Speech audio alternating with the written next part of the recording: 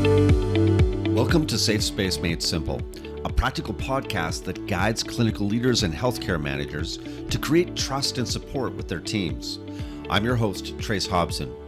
Join me for weekly interviews, practical tools, and inspiring transformational stories of bringing people together in healthcare.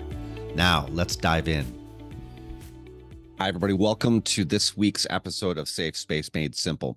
This is going to be a presentation that I am planning on doing for a safety conference that I'm going to be a part of in the coming weeks. And so I thought I'd share it with you here as well, because it gives you a great overview of how to generate a safe space, especially in intense environments where you're trying to do that to achieve a result. Could be related to safety, compliance, risk management, or it just might be your team that you're working with and you're trying to create a result under pressure and wondering how to do that. Well, this presentation will help you to know exactly what to do. It'll give you some really clear, concise steps to be able to generate a safe space that's psychologically safe, but also neurobiologically safe. And then it also will give you some actions at the end that you can do to start to implement this into your day-to-day work with yourself as well as with your team. So I trust that this will serve you, and I look forward to sharing it with you. So without further ado, let's get right into today's show. The title of today's presentation is The Safety Reset.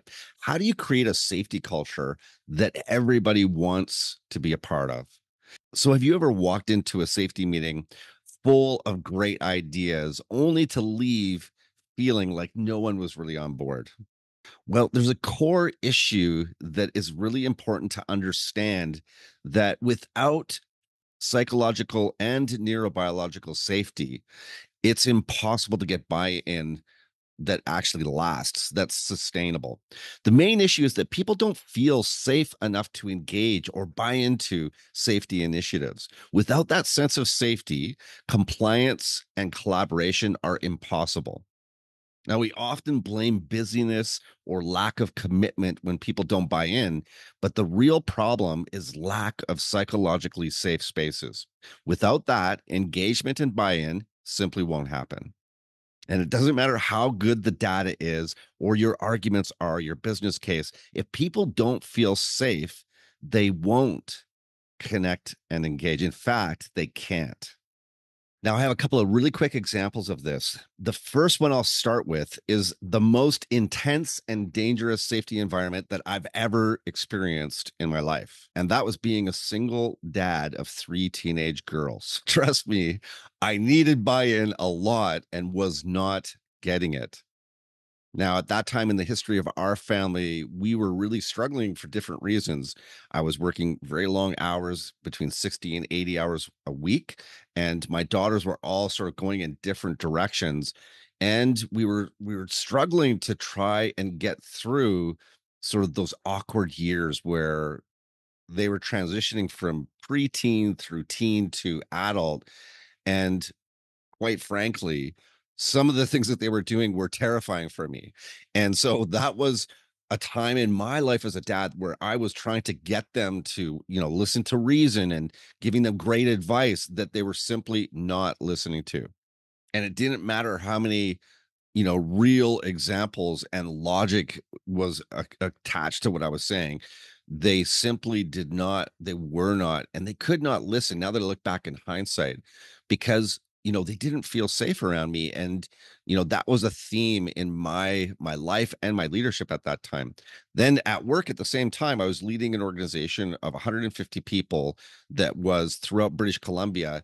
And it was a really intense environment where safety and compliance were very demanding. In fact, if we didn't have all of the safety checks handled properly, we would get kicked off of job sites or not even get access to some of the heavy industrial sites that we needed to go on. Now you times that by 50, 60 different crews that are going into different locations all over the province. And that was an intense and pressure-packed environment, because at that time I felt like if anybody doesn't have the right things or hasn't done all that they're supposed to, then that's my fault. That as the director of operations, then that reflects on me.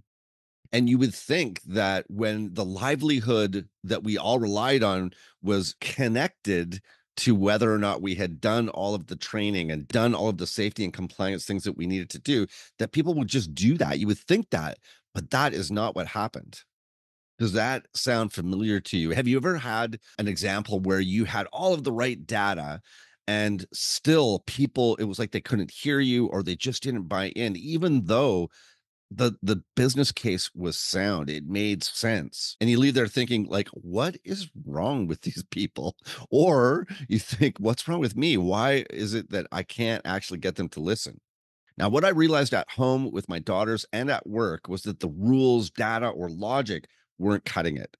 They weren't enough. And it became more about creating a sense of safety. And without that, no one was buying in, which is always ironic to me in safety intense environments where people are always talking about and striving for safety, but that they're actually not feeling safe. Now, as the pressure increased for me at that time, I became reactive, driven, and intense. And I toggled between being resistant, reclusive, and even retaliatory. So I blamed external factors. Like it's not about all of, I blamed external factors. And then eventually it actually hit me like a ton of bricks.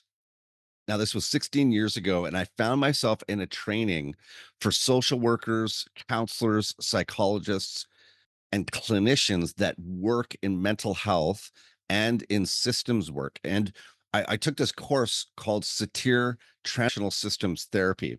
The truth is, I had talked my way into that course because at that time I was an executive in a leadership role. I wasn't working in the way that any of the people in the room were working, but I was desperate. There was things going on at home that were really stressful, and there was fragmentation there, and there was things going on at work as well that were also fragmented. And so, you know what? I through conversations with friends, somebody had suggested after hearing what I was going through that, this might actually really help you. And so I looked at the information. I thought, yeah, systemic transformation, I want to see that happen. And I definitely want to see that happen in my family with my daughters and in my team. So when I arrived at this place, I was not prepared. I was in the deep end of the pool. Like I walked into the room, and first of all, there was this big circle of chairs. And I thought, what? This is not a classroom. What's going on? So I sat down in the chair. I try to, I'm usually early. So I sat there, feeling a strong sense of anxiety as I watch people walking in. Hey, what do you do for a living? And there's a clinical counselor, a psychologist, a university student studying psychology, a social worker, a clinician, on and on it went. There was another 25 people other than me. And then the person comes in to start the class and they sit down and they don't say anything for like the first 2 minutes they're sitting there. Everybody quiets down and then they ask a question. Who are you and what do you want? And then they sat there and let that hang for about another 3 minutes. And I was completely dysregulated. I was having a complete panic attack at that point and trying to hold it down and just take deep breaths. So then they wanted to go around the circle, and each person was saying, who they were and what they wanted from this course. Man, okay, so I don't remember what my answer was. I was way too dysregulated. I feel a little dysregulated telling the story right now. And so as I look back though, the truth is what I was really there to do was to try and solve the problems going on in my family with my daughters and with my team, and to actually like fix that. I was looking for another tactic, another strategy. And what I discovered that day, right from the very beginning, was that this had nothing to do with any of those people or situations or circumstances. This was actually about me. And that was the beginning of a journey for me into my own unaddressed anxiety and systemic distress, and the things that were causing in me an inability to be present, to be with people, to listen deeply, or to be able to actually access creativity and collaboration and social connection in a way that was in my day-to-day work. In fact, that was the core of what I discovered in that course, and it's also what I needed to discover and start to practice as an individual leader, as a dad, as a human being. What I learned and discovered, bottom line, is that I didn't feel safe. My daughters didn't feel safe. My colleagues didn't feel safe. And it was clear that the way I approached people was driving resistance at that time without my even knowing it. That was the beginning of me learning that how I approach others matters more than the safety message that I had in those circumstances where I was trying to get people to do things related to safety. And if people don't feel safe around you, they won't feel safe enough to engage, no matter how good the safety measures are. Now we're going to experiment with the SOP 3. It's a three-step process for generating psychologically and neurobiologically healthy and safe space for yourself and in ways that become invitational to others around you. Now, as I mentioned, this has been forged in the laboratory of my life and leadership over the last 16 years. And full transparency, I've been able to validate the efficacy of this approach through research and field testing. It's true. But one really practical reason why this tool works is because I spent the last 16 years absolutely sucking at this at times. And through repeated trial and error and hundreds, if not thousands of hours and failures, I believe that it's been field tested enough that it will bring some value to you. So the SOP 3 is made up of three fundamental components. The first one is present and presence. And so, even as you're listening to this, there's probably moments in time where you are aware, you're present, you're listening. And then there's other moments when you're absolutely checked out, you're not. And that's just normal. That's the way it is in our day and age. And when you think about this, there are so many distractions that we have going on all the time in our pocket with our phone, emails, demands in our personal lives, in our professional lives, and in certain sectors, this is even more the case when you have intense systemic disruption that's going on in a sector, say like healthcare. But in this model, the first step is to really understand that it's a conscious choice to be present. And as you breathe into your body and you take a deep breath into your gut, you actually can't be anywhere else other than the moment you're in. And then when you exhale and then take another deep breath, and you do that enough, you can start to become present, and then that starts to become presence. So present with a hard T at the end is like a decision that you've got to make moment to moment that is a constant challenge or invitation that's going on all day long as we navigate our lives. And then when you make that choice and you become present, and then you stay in that moment with somebody or in a situation and you continue to choose to be present, it starts to actually spill or ripple over into being in presence. And when you're in presence, you can start to notice the multidimensionality of life and being human in this world. There are many things going on all at once. And so even if you're with another person and you're in presence, you can notice what's happening with you, and then you can notice what's happening with them, and you can notice even information that's around you both as well. And so as you practice choosing to be present, and then you allow that space to continue to be a practice area, it starts to become presence as well, giving you access to more information. So step one is to be present and notice that you can actually access a more multidimensional experience as you practice being present, that I'll call presence. The second fundamental step in this model is to then listen. And when you listen and you breathe down in your body, I'm talking about an embodied listening that accesses a larger bandwidth of information than just what you hear with your ears. It's actually listening with your whole body and really embodying that moment that you're in so that you can listen with your whole body and also listen on four channels of information.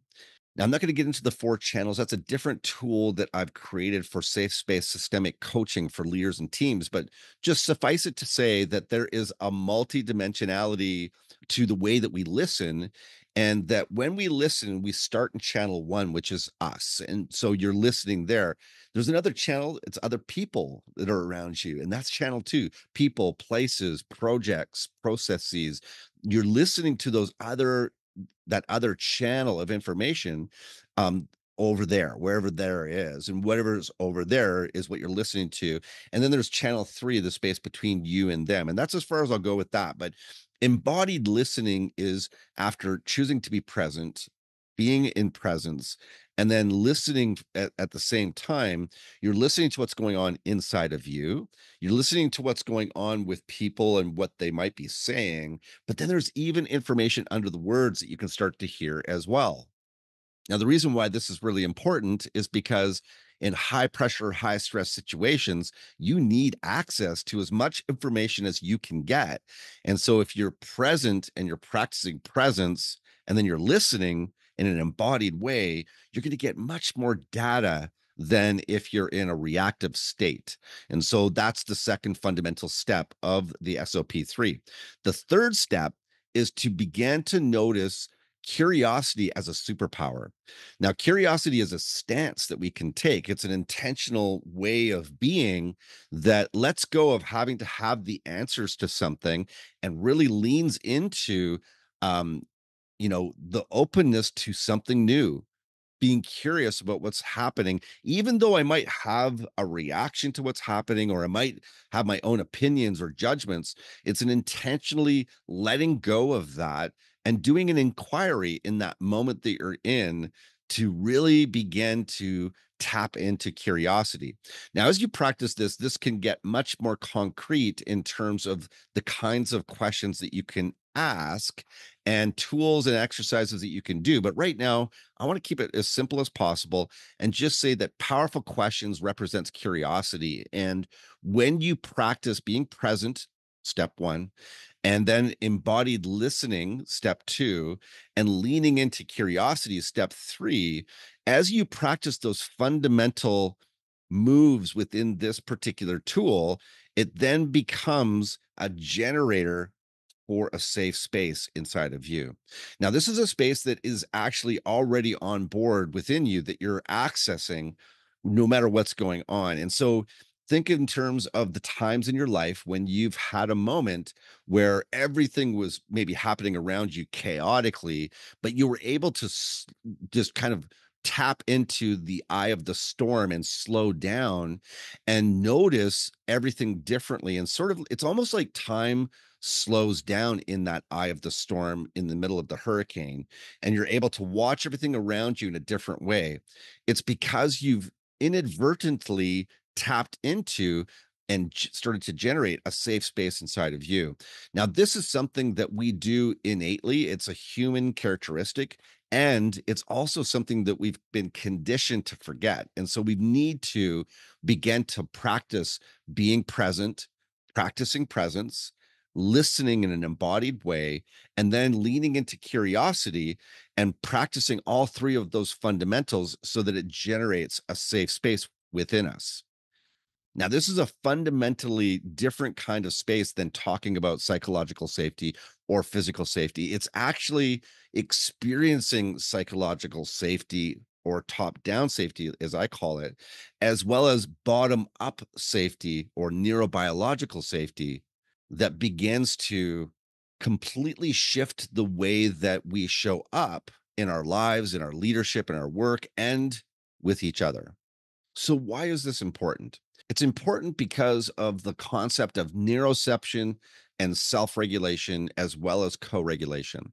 Neuroception is a concept from Dr. Stephen Porges's polyvagal theory. It means that we unconsciously pick up signals of safety or threat. When we don't feel safe, our brain shifts into survival mode, and it's much harder to engage or collaborate. Now, as leaders, we must be aware of how our presence and approach impact others and their nervous systems, because there's a co-regulative effect that we can have or that we do have on each other. When we're calm and present, we feel others are safe as well. And when we're not calm and present, we can also create a dissonance with people that we don't intend to. Now, with the SOP3, this is a fundamental tool to begin to self regulate.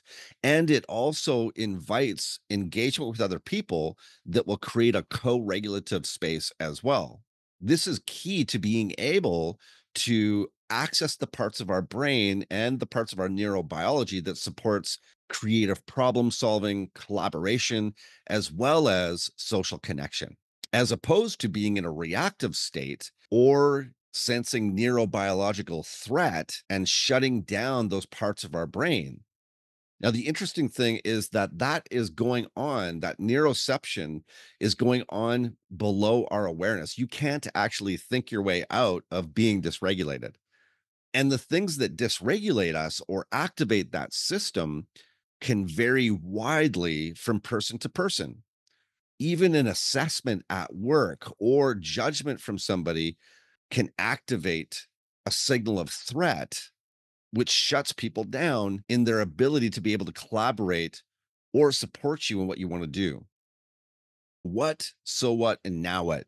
So, what we're actually saying is that a safety reset and culture starts within each person. And what's important is for us to let go of our agendas and let go of trying to get things done first and foremost and connect as people before content. So that we really want to remember relationships before results. The reason why that's important is because as you connect within yourself through presence, listening, and powerful questions or curiosity, it helps you to self regulate and it also helps you to notice other people differently.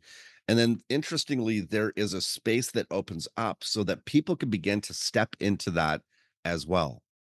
This was the source of a huge transformation for my relationship with my daughters, as well as the relationship with my team, because I started to notice as I practiced being present and listening and those powerful questions, it actually forced me into self-regulation and addressing the internal unaddressed anxiety that was going on for me that I wasn't even aware of. And that angst that I had that really was driving my career as well as my personal relationships. So my professional relationships and my personal relationships. So there was like this tone, this edge and energy with me that people got. And I was so confused by that for so many years. And then when I began to address that and generate a safe space for me, where I could actually give myself what I needed and wanted in moment by moment practice, I started to notice something that just blew my mind. It literally created a space where people experienced me differently. And when they did, they began to respond to me in a different way as well. The bottom line is people began to feel safe with me, and when my daughters started to feel safe with me, even though they were teenagers that were experimenting and going through their own journey, they started to confide in me. They started to ask me questions. They began to come towards me in a fundamental way, so much so that some of my friends that saw what was going down were like, they were asking me, "How are you doing that?" Because my teenagers don't do that. I want my kids to actually ask me questions like that. And so that was such a huge shift, and it filled my heart with a lot of joy because I had been trying to get that with all of my effort and logic and data and just good arguments before, and it never worked. And now, by putting myself at the top of my take care of list, my to do list, by giving myself that regulation and being present and listening and powerful questions, that was generating this byproduct space where people began to feel safe around me. And that started to give me a foundation to work on that was so different than I had previously had, that it gave me all of the things that I longed for with my daughters. And then when I did the same thing with my team as well, we actually created a safe space meeting where we did exactly the same thing. We were present together. We listened to one another. We asked powerful questions. We let go of having to have all the solutions and started to listen in a more supportive way. And what generated in that space was this support system that totally blew my mind. People started to have each other's backs.